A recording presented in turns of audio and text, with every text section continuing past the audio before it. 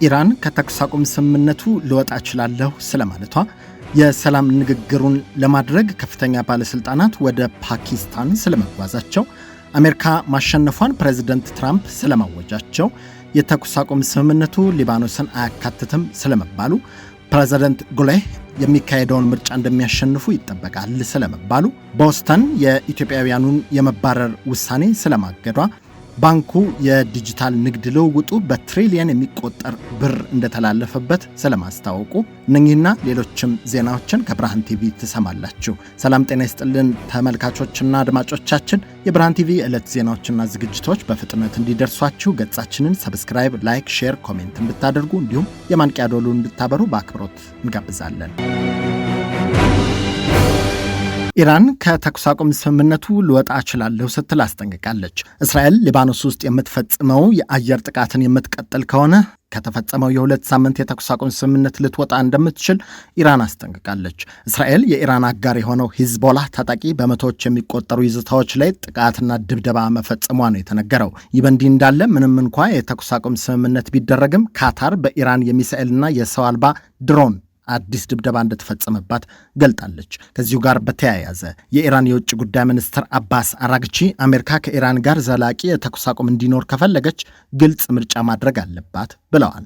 አሜሪካ በተኩስ አቁም ወይም በእስራኤል በኩል የሚቀጥል ጦርነት መካከል አንዱን መምረጥ እንዳለባትና ሁለቱ በአንድ ላይ ሊቀጥሉ እንደማይችሉ ነው አራግቺ ያሳሰቡት።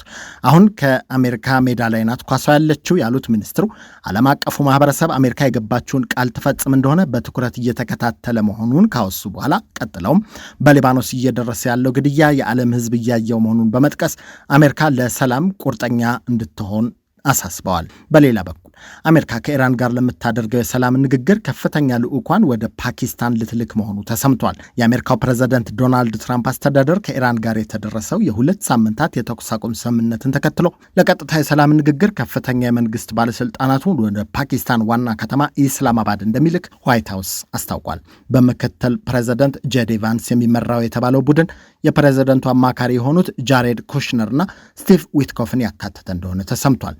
ወደ ኢስላማባድ የሚያቀኑት በሁለቱ ሀገራት መካከል የተፈጠረውን ጦርነት በዘላቂነት ለመቋጨትና የሰላም ስምምነት ዝርዝሮችን ለመወያየት ነው ተብሏል።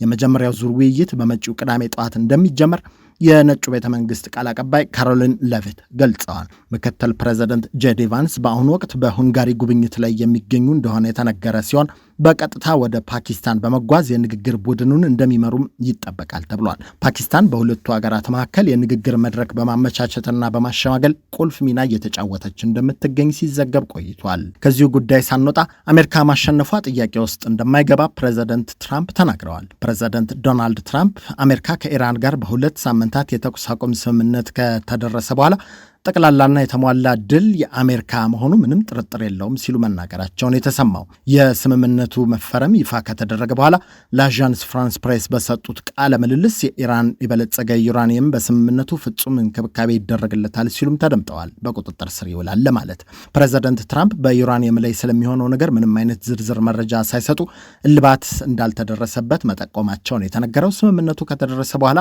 የኢራንን የሲቪል ኃይል ማመንጫዎችና ድልድዮች ለማጥፋት ወደ መጀመሪያው ዛቻቸው ይመለሱ እንደሆነ የተጠየቁት ፕሬዝዳንቱ እሱን ወደፊት እናየዋለን ብለዋል። የነጩ ቤተ መንግስት የፕሬስ ሴክሬታሪ ካሮሊን ሌቪት የተኩስ አቁም ስምምነቱ ለአሜሪካ እንደ ድል ይወሰዳል በማለት አሞካሽተው በፕሬዝዳንት ትራምፕና የአሜሪካ ጦር የተገኘ ትልቅ ድል ነው ብለዋል። ከመጀመሪያው አንስተው ፕሬዝዳንት ትራምፕ ጦርነቱ ከ4 እስከ 6 ሳምንታት እንደሚቆይ ገምተው ነበር። እናም በ38 ቀናት ውስጥ የአሜሪካ የዋሽንግተን ዋና ዋና ወታደራዊ ኢላማዎችን በመምታት ተሳክቶላታል ማለታቸው ተሰምቷል። በሌላ በኩል የእስራኤሉ ጠቅላይ ሚኒስትር ቢሮ የ2 ሳምንቱ የተኩስ አቁም ስምምነት ሊባኖስን አያካትትም ማለታቸው ተሰምቷል። የጠቅላይ ሚኒስትር ቤንያሚን ኔታንያሁ ቢሮ የ2 ሳምንቱ የተኩስ አቁም ስምምነት ሊባኖስን አይጨምርም ሲል ነው የገለጸው። ቢሮው አክሎም ኢራን የሆርሙዝ ሰርጥን በአስቸኳይ የምትከፍትና በአሜሪካ በእስራኤል እንዲሁም በቀጠናው ሀገራት ላይ የምታደርሰውን ጥቃት የምታቆም ከሆነ እስራኤል በኢራን ላይ የምታደርገውን ጥቃት ለ2 ሳምንታት ለማቆም መስማማቷን አመልክቷል። ኢራን የተኩስ አቁሙ በእስራኤል ወታደራዊ ጥፋት ክፉኛ እየተጎዳች ያለችውን ሊባኖስ እንዲያካትት የጠየቀች ሲሆን ይህም ቴህራን የተኩስ አቁሙን ከቀጠናዊ ውጥረት ማርገብ ጋር ለማያያዝ የምታደርገውን ጥረት የሚያሳይ ነው ብሎ ነበር። በተጨማሪም እስራኤል ኢራን ከዚህ በኋላ የኒውክሌር የሚሳኤልና የሽብር ጥቃት እንዳትሆን አሜሪካ የምታደርገውን ጥረት ተደግፋለች ሲልም ቢሮው ገልጿል።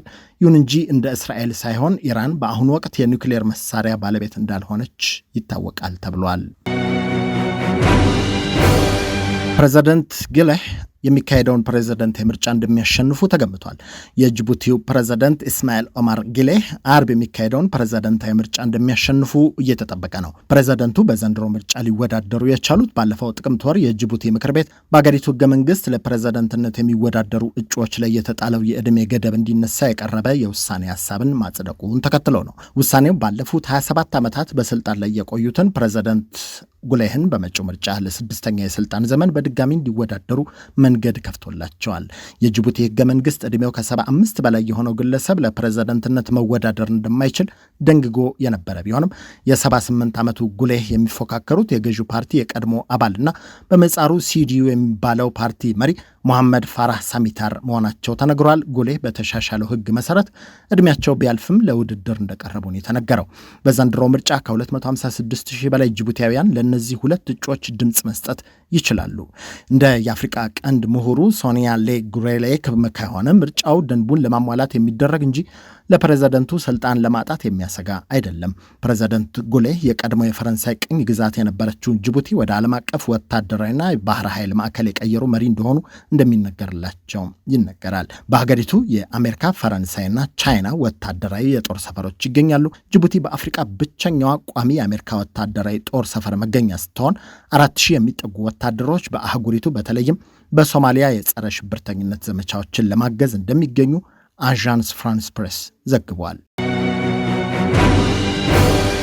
ቦስተን ጊዜያዊ ፈቃድ ያላቸው ኢትዮጵያውያን ከአሜሪካ እንዳይባረሩ ፍርድ ቤት መወሰኑ ተሰምቷል። የአሜሪካው ፕሬዝዳንት ዶናልድ ትራምፕ አሜሪካ ውስጥ በጊዜያዊነት የሚኖሩ ኢትዮጵያውያን ፈቃድ እንዲታገድ ያሳለፉትን ውሳኔ አንድ የአሜሪካ የፌዴራል ፍርድ ቤት ዳኛ ውድቅ እንዳደረጉት ተሰምቷል። የፕሬዝዳንት ትራምፕ አስተዳደር ለ5000 ኢትዮጵያውያን የተሰጠው ጊዜያዊ የከለላ ፈቃድ ቴምፖራሪ ፕሮቴክትድ ስታተስ TPS እንዲሰረዝ ወስኖ ነበር። በአሜሪካ የፌዴራል ሕግ መሰረት በተፈጥሮ መቅሰፍት፣ በጦርነትና በሌሎች ልዩ ልዩ አደጋዎች ምክንያት ከአገራቸው የሸሹ ሰዎች አሜሪካ ውስጥ በጊዜያዊነት የመኖርና የመስራት ፈቃድ ይሰጣቸዋል። የኢትዮጵያን ጨምሮ የዚህ ፈቃድ የተሰጣቸው የ13 ሀገራት ዜጎች አሜሪካ ውስጥ እንደሚኖሩም ይነገራል። ፕሬዝዳንት ትራምፕ አምና ጥር ወር ላይ ዳግም ወደ ስልጣን ሲመለሱ በፈረሙት ፕሬዝዳንታዊ ትዕዛዝ ግን 5000 ለሚሆኑ በዚህ ከለላ ስር ለነበሩ ኢትዮጵያውያን የተሰጠው ፈቃድ እንዲሰረዝ መወሰናቸው ይታወሳል። በውሳኔው መሰረት ፈቃድ የሌላቸው ኢትዮጵያውያን ከአሜሪካ መውጣት እንዳለባቸውም ይነገር ቆይቷል። ቦስተን የሚያስችለው የፌዴራሉ የወረዳ ፍርድ ቤት ዳኛ ብራያን መርፊ ባስተላለፉት ውሳኔ መሰረት ግን የትራምፕ አስተዳደር የትዕዛዝ የተላለፈበትን የታሰበና የተወሰነ እንጂ በአገሪቱ ወይም ኢትዮጵያ ውስጥ ያለውን ተጨባጭ ሁኔታ አጥንቶና አገናዝበው የተወሰነ አይደለም ሲል የዘገበው ዶይቼ ቬለ ነው። በኢትዮጵያ ንግድ ባንክ የዲጂታል ባንኪንግ የንግድ ልውውጥ 15 ትሪሊዮን ብር መድረሱ ተሰምቷል። የኢትዮጵያ ንግድ ባንክ ባወጣው የ9 ወራት ሪፖርት በዲጂታል ባንኪንግ ዘርፍ እጅግ ከፍተኛ የተባለ ስኬት መመዝገቡን ያስታወቀው ባንኩ ባለፉት 9 ወራት ውስጥ ከ15 ትሪሊዮን ብር በላይ ግብይት በዲጂታል አማራጮች መከናወኑን ይፋ አድርጓል። የባንኩ የዲጂታል ባንኪንግ ምክትል ፕሬዝዳንት አቶ ሚደቅሳ ቶሎሳ እንደገለጹት ባንኩ በአገሪቱ ካለው አጠቃላይ የዲጂታል ግብይት ውስጥ የ73 በመቶ ድርሻ መያዝ ችሏል። በ9 ወራት በርካታ አሽከርካሪዎችን ቀጥቻለሁ ሲል የአዲስ አበባ ትራፊክ ማኔጅመንት ባለስልጣን አስታውቋል። ባለፉት 9 ወራት በተደረገ ክትትል 122957 አሽከርካሪዎች መቀጣታቸውን ያወሳው የባለስልጣኑ መግለጫ ከ37000 በላይ እግረኞችም በወንጀል መጠየቃቸውን አመልክቷል።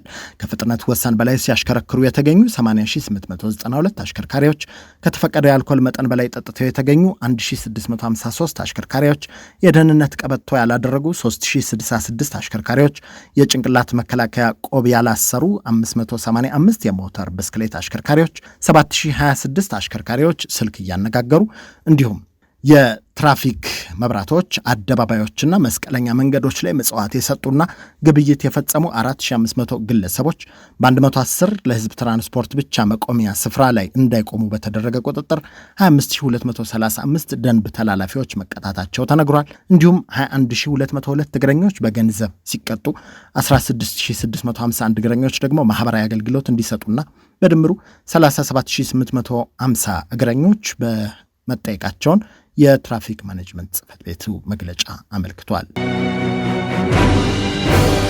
የመጋቢት ወር አጠቃላይ የዋጋ ግሽበት ቅናሽ ማሳየቱ ተነግሯል። የዘንድሮው መጋቢት ወር የዋጋ ግሽበት 9.4 በመቶ ሆኖ መመዝገቡን የጠቆመው የኢትዮጵያ ስታቲስቲክስ አገልግሎት በዚህም ባለፈው ዓመት ተመሳሳይ ወቅት ጋር ከነበረው ሲነጻጸር የ13.5 በመቶ ከፍተኛ ቅናሽ አሳይቷል ብሏል። የምግብና አልኮል ያልሆኑ መጠጦች ዋጋ 11 በመቶ መጨመሩ ሲመለከት እንደ አትክልት፣ ስጋ፣ የወተት ተዋጽኦ፣ እንቁላል፣ ፍራፍሬ፣ ዘይትና ስኳር የመሳሰሉት የምግብ ሸቀጦች ዋጋ በመጨመራቸው የተመዘገበ ጭማሪ እንደተመለከተ በመረጃው ተጠቅሷል።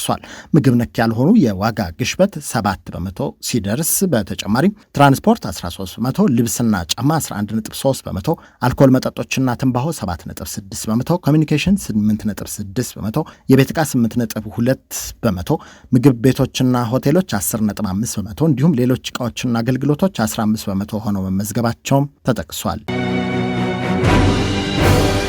ሌሎች ዜናና ዝግጅቶቻችን በየዕለቱ በፍጥነት እንዲደርሷችሁ ገጻችንን ሰብስክራይብ፣ ላይክ፣ ሼር፣ ኮሜንት እንድታደርጉ እንዲሁም የማንቂያ ደውሉን እንድታበሩ በአክብሮት እንጋብዛለን።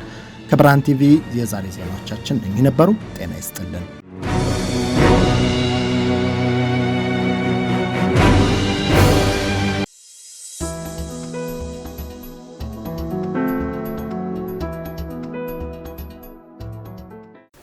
Are you a young person trying to figure out your next move? Or a young parent who needs real support, not just advice? We have built something for you. A community, a network, a place where you belong. And mentors who looks like you. Who have been where you are and want to help you get where you are going. Are you ready to take your first step? Go to sankofamentorship.org right now. Hit the Get Involved button and you can become a mentee, become a mentor, or involve as a volunteer. And let's build your future together. See you inside!